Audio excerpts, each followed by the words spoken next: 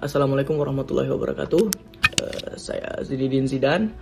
Dengan adanya video ini saya menyatakan permohonan maaf yang sebesar-besarnya buat Bang Andika Kangen Band terkhususnya, dan juga buat Bang Rizal Armada atas video saya dan Bang Triswaka yang memparodikan cara bernyanyi abang-abang semua.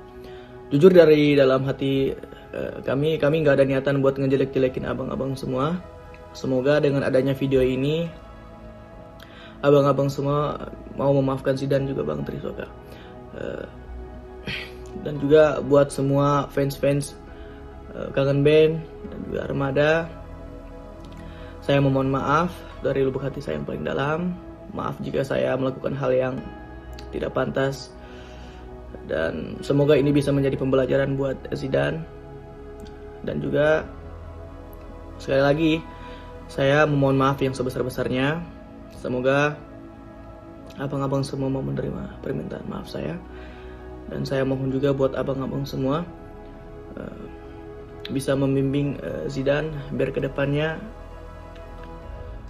tidak salah langkah dan juga bisa menjadi lebih baik lagi. Assalamualaikum warahmatullahi wabarakatuh.